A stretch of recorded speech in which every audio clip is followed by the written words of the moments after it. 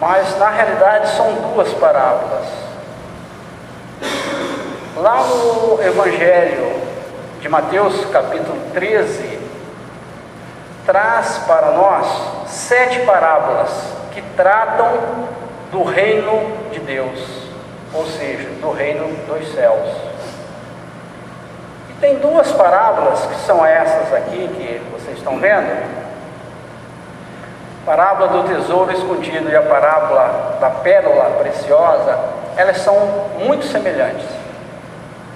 Como disse, são 7 parábolas que tratam do reino dos céus, inclusive essas 2. Como elas são bem semelhantes e bem pequenas, então eu achei melhor trazer as 2, para a gente fazer um pensamento único sobre essas 2 parábolas. Uma parábola é apenas um versículo. A parábola do tesouro escondido é apenas, tesouro escondido ou perdido, é apenas um versículo. E da pérola preciosa são 2 versículos. Mas não enganem os senhores que essas 2 parábolas, embora sendo extremamente curtas, simples, elas têm uma profundidade de ensinamento que nós, humanos, não conseguimos imaginar. A gente vai ver as 2 parábolas, que trazem para aqueles que conseguem entender a profundidade da mensagem do querido Mestre Nazareno. O objetivo dessas parábolas, como eu disse, na realidade é levar a todos nós, ou seja, trazer para todos nós, dentro da nossa consciência, do nosso ser, o reino de Deus ou o reino dos céus. Que o reino de Deus e o reino dos céus não é nada exterior. O reino de Deus e o reino dos céus é interior. A parábola do reino dos céus, que é uma dessas 2, não é nada visível, não é nada palpável, ela não está na aparência, ela está na profundidade do seu ensinamento e está dentro de cada um de vocês. Depois que a gente falar sobre essas parábolas, eu espero que vocês procurem as pérolas que existem dentro de vocês, que vocês procurem dentro de vocês essas mensagens importantíssimas que nós ainda não entendemos, que o Cristo veio nos trazer mais uma vez há 2000 anos atrás. Jesus, sabendo dos sacrifícios que o homem prega na conquista dos tesouros terrenos, fez do tesouro perdido, que é uma dessas parábolas, comparando ao reino dos céus. Por quê? Porque o reino do céu está na consciência cósmica. E essa consciência cósmica está dentro de cada um ser cósmico. Ter algo e não saber é a mesma coisa de não ter.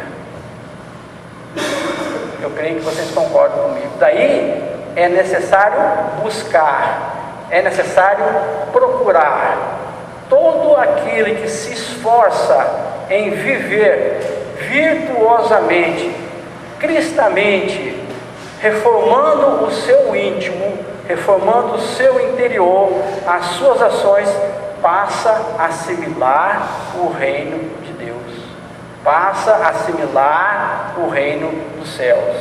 Em Lucas 17, de 20 e 21, temos o seguinte: o reino de Deus não vem de modo visível, nem se dirá, aqui está ele, ou lá está, porque o reino de Deus está no meio de vocês. Nós vivemos procurando o reino de Deus nas alturas. Eu não sei que altura é essa que a gente fica procurando, porque nas nuvens a gente não acha nada, Lá tem chuva, chove abaixo da nuvem, Na lua a gente fica procurando o reino de Deus fora. grande parte de nós, grande parte das religiões fica procurando Deus fora. No entanto, essas duas parábolas, dentre as outras 5, vem dizer que o reino de Deus está dentro de cada um de nós. Nós vamos ver isso, né? Vamos começar com a parábola da pérola preciosa, que tem 2 versículos apenas,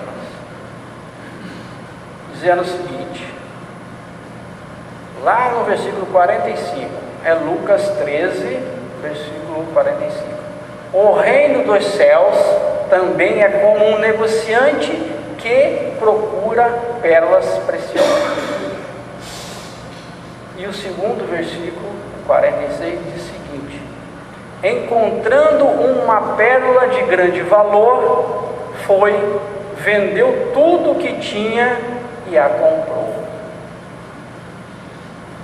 A gente lendo esses 2 versículos simplesmente sem analisar, a gente não vai entender muita coisa, assim como as outras parábolas do mestre.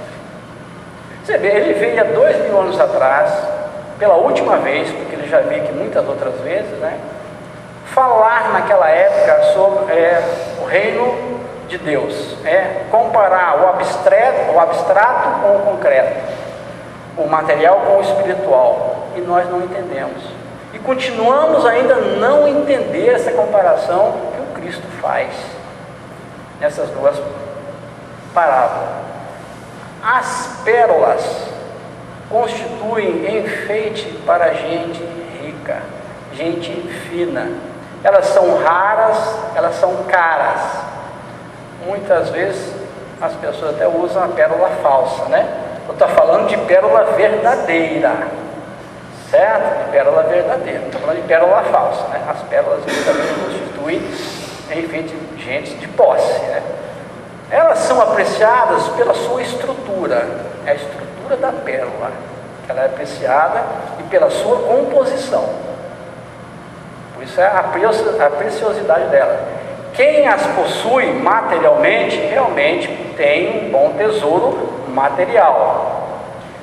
As verdadeiras pérolas crescem no interior de certas conchas de moluscos.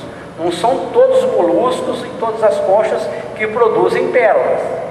Se todas as conchas produzissem, deixariam de ser preciosas, né? Então são certas conchas de certos moluscos que vivem na profundeza dos mares tropicais.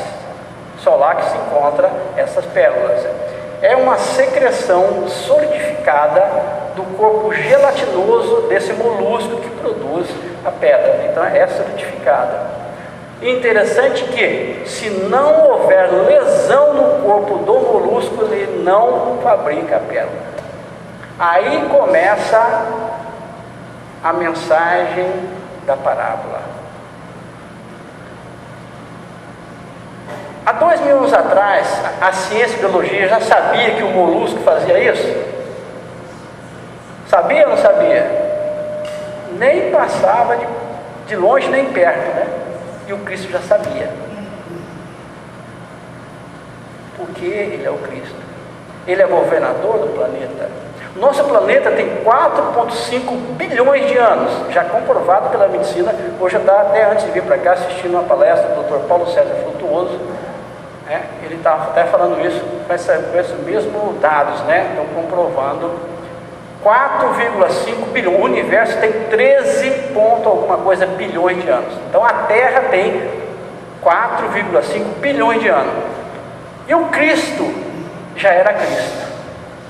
Foi-lhe confiado o planeta, um conglomerado de pó, 4,5 bilhões de anos. Ele já era Cristo.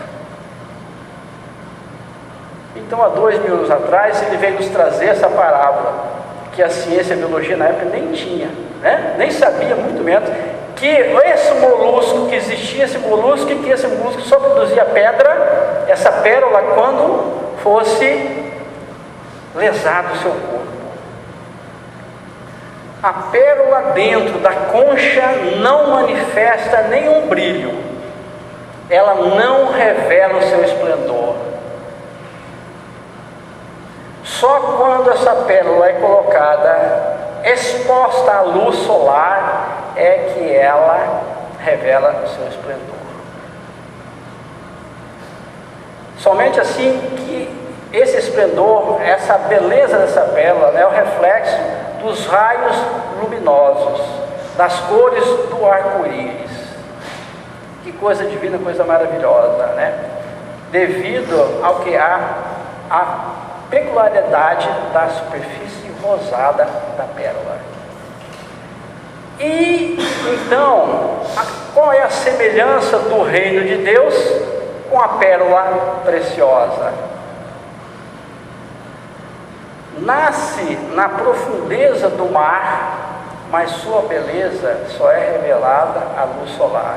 É isso que acontece com o reino de Deus. Tem a sua sede nas profundezas da alma humana. Somente nas profundezas da alma humana é que nós vamos fabricar a pérola. Não na superfície da vida terrena externa, mas o esplendor só se revela plenamente, inteiramente na luz da vida diária, no cotidiano, no dia a dia, na família, na rua, no banco, no trabalho, dia e noite. Somente aí que começa a ser revelado. A pérola que nós estamos falando, da experiência mística, se revela na vivência ética do ser invisível, se manifesta no agir visível, está dentro do nosso ser, mas só visivelmente que nós possamos ativá-la. Lembremos que a pérola só se forma depois que o molusco sofre ferimento. Então, o nosso reino interior, nosso reino dos céus, nosso reino de Deus, só é levado em consideração quando nós passamos por dificuldades. Assim, só encontramos o reino de Deus após termos passado por experiências dolorosas. Caso contrário, nós não encontramos o reino de Deus. Jesus disse: não deis pérolas aos porcos. Por que não dá pérolas aos porcos? Porque os porcos não conhecem a pérola. Porco prefere lama, milho e lavagem. Eu espero que vocês estejam acompanhando o raciocínio, né, que o mestre vem nos trazer. Se dermos pérolas aos porcos, simplesmente eles vão pisar nas pérolas.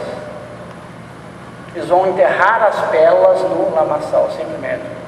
Por isso Jesus compara o reino dos céus a uma pérola de raro valor.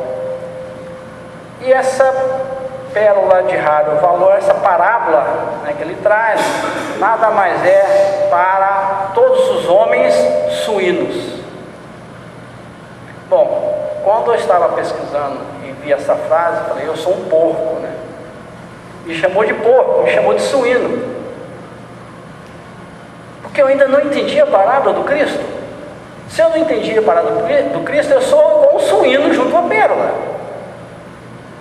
Eu não sei dar valor à pérola, ao valor que ela tem. Então eu sou um homem suíno, né? Há homens que são homens, e há homens que se parecem muito com suínos. Grande parte dos homens. O suíno vive exclusivamente para o estômago, vive exclusivamente para a lama. O mesmo acontece com os homens suínos, ou seja, nós. Nos tempos atuais, hoje em dia, que já tem um certo, século que estamos vivendo, o reino dos céus é incompatível com o reino do mundo. Então veio Jesus para nos trazer essa diferença. O reino dos céus permanece na alma daquele que sabe possuí-lo. Simplesmente isso. Parece ter uma eterna incompatibilidade entre ter e ser. Nós confundimos em ter, ser e ter. Nós confundimos muitas vezes treva e luz, exterior e interior, quantidade e qualidade. Jesus, respondendo a Nicodemos, lá em João, capítulo 3, versículo 3, diz o seguinte: quem não nascer de novo não pode ver o reino de Deus. O nascer de novo não é a gente morrer e nascer. O nascer de novo é interno, é interior, é a nossa consciência, é o ser, é ter a reforma íntima. Primeiro corremos atrás da quantidade. Somente após o devido sofrimento é que vamos procurar a qualidade. O reino dos céus começa sempre a nascer depois que o homem for ferido na sua egoidade humana. Agora, vamos ver a parábola do tesouro escondido. Apenas um versículo, versículo 44, diz o seguinte: o reino dos céus é como um tesouro escondido num campo. Certo homem, tendo-o encontrado, escondeu-o de novo. E então, cheio de alegria, foi, vendeu tudo que tinha e comprou aquele campo. Um versículo pequenininho, mas de uma profundidade enorme. O homem vive atrás de riquezas, atrás de tesouros, atrás de ostentação, atrás de luxo, atrás de título, atrás de circunstâncias e relacionamentos de seu interesse, que apenas lhe trazem alegria, que trazem paz, que trazem segurança e trazem estabilidade. Poxa vida, então você está dizendo isso, quer dizer que não é para a gente procurar isso? Eu não estou dizendo isso. Estou dizendo que nós só procuramos isso e esquecemos a parte divina. É por isso que o Mestre Jesus veio nos trazer essas duas parábolas, nos alertando para isso. O exterior é importante, não tenha dúvida. No terceiro livro, do Livro dos Espíritos, Lei do Progresso, todos nós temos o direito e o dever de progredir. Todos temos. Mas o problema não é esse. O problema é que nós esquecemos a parte espiritual. Esse que é o problema. Então nós ficamos tentando satisfações cada vez mais. Eu procuro conseguir algo, aquele algo, depois de um tempo já não me satisfaz mais, eu quero mais. Eu compro uma casa de 4 quartos, de 3 quartos, depois eu quero uma de 4 quartos, quero uma de 5 quartos. Compro um sítio pequeno, uma chácara, depois eu quero um sítio, quero uma fazenda. Compro um Fusquinha que hoje não tem mais, né? Aí compro um carrinho melhorzinho, um Uno, depois eu compro um... igual, né? Isso é ruim? Não, não é isso. Volto a falar para vocês, não é esse o problema. Pela lei do progresso, isso é um direito de todo espírito encarnado. Desde que honestamente, certo? Mas a busca interior nós esquecemos. Quando a gente consegue algumas coisas, novas aflições nos vêm. Aí não fica satisfeito com aquilo, a gente quer mais. Por quê? Por quê? É que nós elegemos esses tesouros transitórios. E os tesouros transitórios, o nome já diz, é por pouco tempo. Todos os tesouros que nós conseguimos, nós não vamos levar. Alguém já viu uma pessoa levar tesouro, dinheiro? A ser uma piada de turco que deram uma vez, que o turco vendeu tudo que tinha problema, ele colocou um cheque, fez um cheque, colocou no caixão de defunto, né? Do morto ali, para ele levar o cheque para lá, né? Trocou o dinheiro, ele levou o cheque, ele trocou o dinheiro e ficou com o dinheiro. Mas ninguém consegue levar bem material nenhum. Isso que é importante. São bens transitórios. Então, reforçando, não é que nós não devamos ter. Conquistado honestamente está dentro da lei divina, como acabei de dizer sobre a lei do progresso, lei do trabalho, né? São as leis morais que estão lá no terceiro livro dos Espíritos. O problema é que aqui a criatura humana se escraviza por tudo isso, se desgasta por tudo isso, faz coisas que não deve por tudo isso. A paz que ele poderia ter em seu coração é substituída por bens passageiros, bens transitórios, esquecendo o que é essencial para si mesmo, para os propósitos que ele veio reencarnar. Esta escravidão o fragiliza a todos nós. Segundo a lei de Jesus, ele diz o seguinte: onde estiver o teu tesouro, ali estará também o teu coração. Porque aonde estão os nossos bens, ali nós estamos alegres, nós estamos contentes. É isso que é a mensagem do Cristo veio dizer. Não consegue assim estabelecer paz, o equilíbrio verdadeiro e duradouro. Dificilmente uma pessoa que adquire tantos bens materiais vive feliz. Ele sempre está infeliz. Ele sempre querendo mais, ou então preocupado em não perder aquele que ele tem. As parábolas do Evangelho surgem para nós, né, como um mapa divino, mostrando o caminho a ser seguido, para despertar o ser do tesouro distinto e ainda desconhecido por muitos. Muitos já sabem, lá no seu íntimo, nós temos, né, com o conhecimento, com o estudo,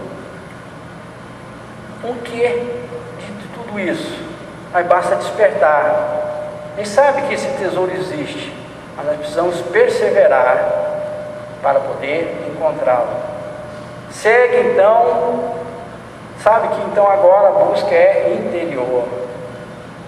No fundo de cada alma há tesouros escondidos, que somente o amor permite descobrir. Qual o maior sentimento que o Cristo veio nos ensinar? Está ali na frase: o amor. Mais alto: o amor. Ele veio nos ensinar e a gente não aprendeu ainda. É encravado nas profundezas de nossa alma está o maior, o mais precioso de todos os tesouros, que é o amor. Paulo e Barnabé, depois de uma jornada que eles sempre faziam, jornada, né, de atendimento, né, na caminhada que eles estavam fazendo, estavam cansados e pararam para descansar em uma caverna. Como sempre eles faziam, eles paravam para descansar, depois daquele dia laborioso, né, mais cansativo, então eles precisavam para descansar. Então, uma certa caverna eles entraram para descansar, e nessa caverna eles conversavam, embora cansados, conversavam. Então, a conversa deles é basicamente falar sobre riqueza, tesouro e príncipe, né? Eles puseram-se a falar sobre a riqueza do tesouro escondido nas pessoas, e o príncipe viria, né, nos ensinar a cavar esse tesouro. Eles, falando em riqueza, tesouro e príncipe, não perceberam que na caverna estavam escondidas dois salteadores, né? Dois bandidos, dois assaltantes. E os assaltantes, ouvindo-os a falar sobre tesouro, sobre príncipe, foram lá e pegaram os dois desprevenidos. Atraídos pela ambição, como sempre, né, quando fala de tesouro, né, Aí perguntaram: cadê o príncipe, cadê o tesouro? Falou para Paulo e para o Barnabé. Aí Paulo, como sempre, sereno, né, e seguro de si, pegou os pergaminhos. Naquela época eram pergaminhos, o escrito dela era pergaminho na mão, né, e disse o seguinte: esses pergaminhos são o roteiro do imenso tesouro que nos trouxe o Cristo Jesus, que há de reinar sobre os príncipes da terra. Quem encontrar esse tesouro nunca mais sentirá necessidades. Então ele estava falando do que? O tesouro. Ele estava falando do príncipe que Cristo. O tesouro é a reforma íntima. O príncipe sobre os príncipes dos príncipes, que era aquele mestre. Bem, esses assaltantes ficaram desapontados. Consequentemente, a tendência era fazer mal para eles, mas acabaram, né, não matando, pouparam a vida de Paulo e Barnabé. Mas eles levaram os pergaminhos. Ou seja, levaram consigo o mapa do tesouro. Aí eu fico perguntando, vocês também devem se perguntar: sabe que eles encontraram esse tesouro, esses dois salteadores, há 2000 anos atrás? Ou estão procurando até hoje, assim como nós? Por quem sabe, esses salteadores foram nós que vieram lá, né? Muito bem. Esse tesouro, o apóstolo Pedro descobriu quando da sua entrega total. Esse tesouro, Madalena descobriu na sua renúncia suprema. Esse tesouro, Francisco de Assis encontrou na sua pobreza tão rica. Para encontrar um tesouro é necessário cavar. O tesouro material, certo? Geralmente o tesouro está escondido, está enterrado. Os piratas foram lá e enterraram. Quantas pessoas ficam procurando o baú no fundo do mar, mergulhadores, para achar o tesouro que os piratas derrubaram lá, né? Mas só que o tesouro não é material. O tesouro é espiritual e ele está dentro de nós. Temos que cavar fundo dentro de nós para que nós achemos esse tesouro.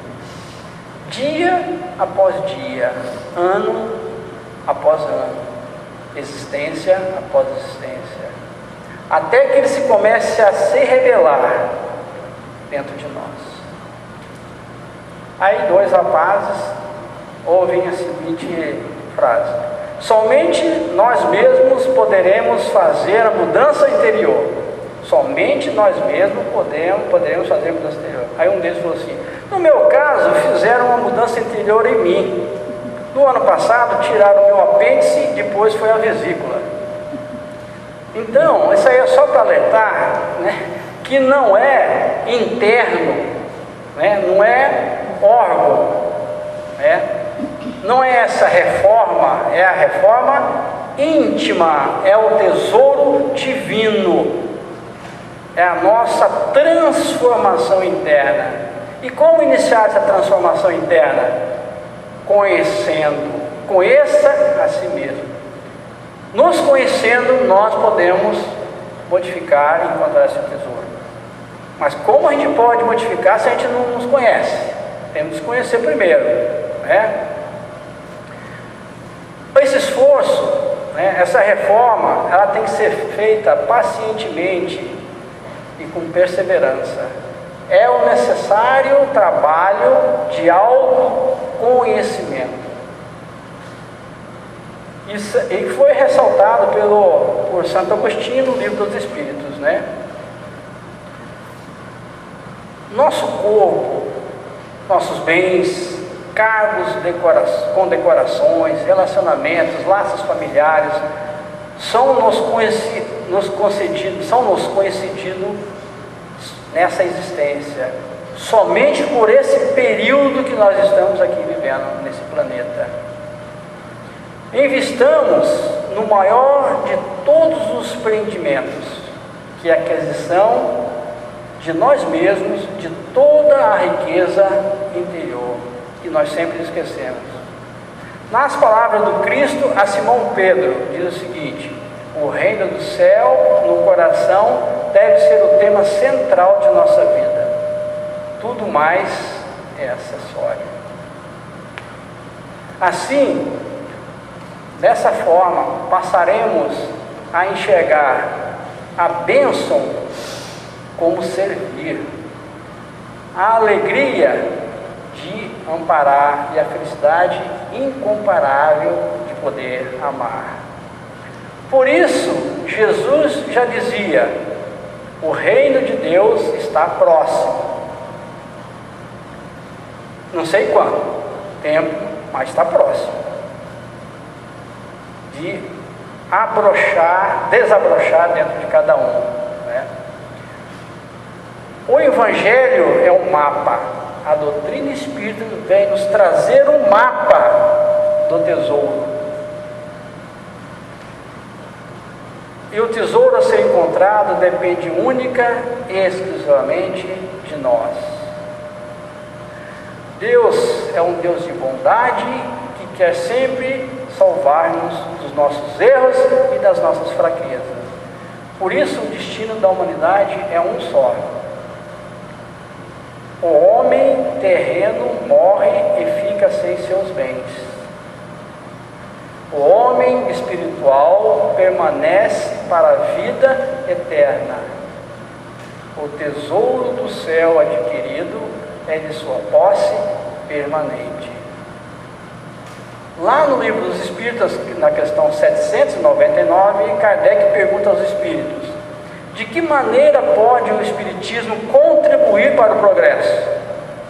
Os espíritos de luz respondem: destruindo o materialismo, que é uma das chagas da sociedade. Ele faz que os homens compreendam onde se encontram seus verdadeiros interesses. Vamos pular, vamos para uma outra questão. Lá no Livro dos Espíritos, a questão 801, Kardec pergunta aos espíritos: por que não ensinaram aos espíritos em todos os tempos o que hoje ensinam? O que ensinam hoje? Pô, mesmo? Por que não nos ensinaram isso? Né? Pergunta Kardec.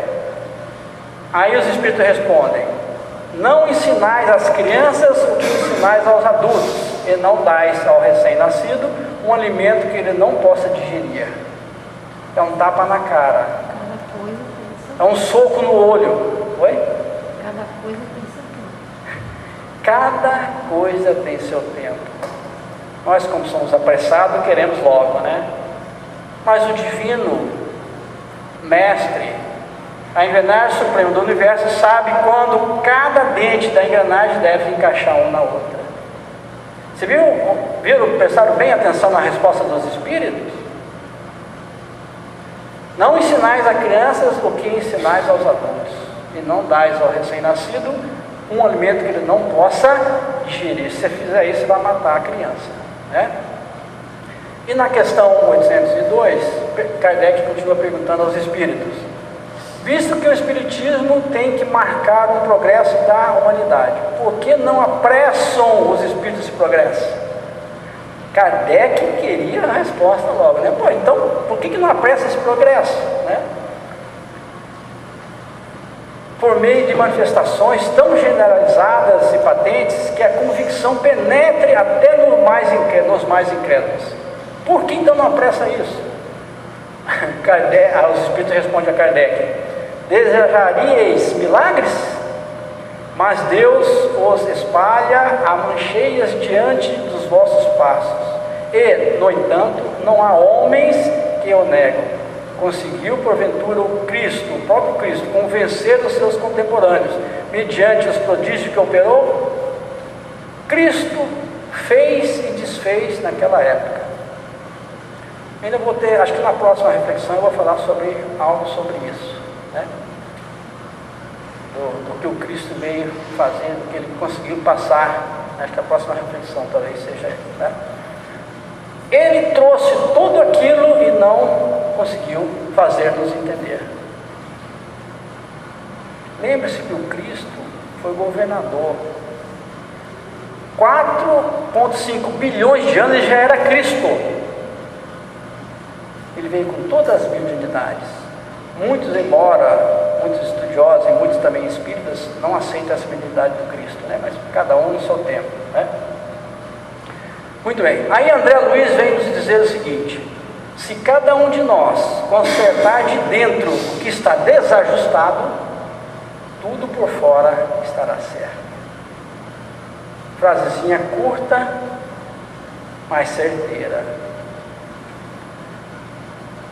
Concluindo, prestem atenção na imagem.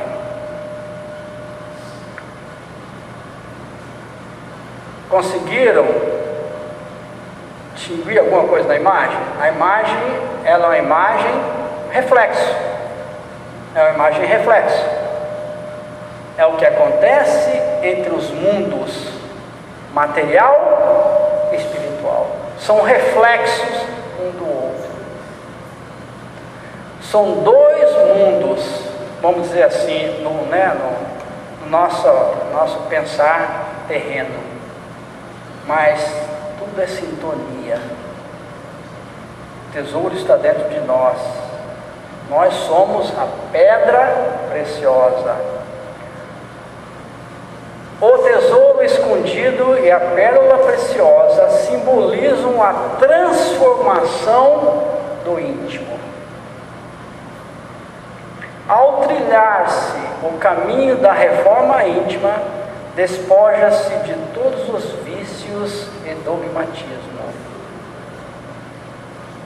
A espiritualização conduzirá à venda do que se tem de material, para se ficar com o tesouro dos dons espirituais.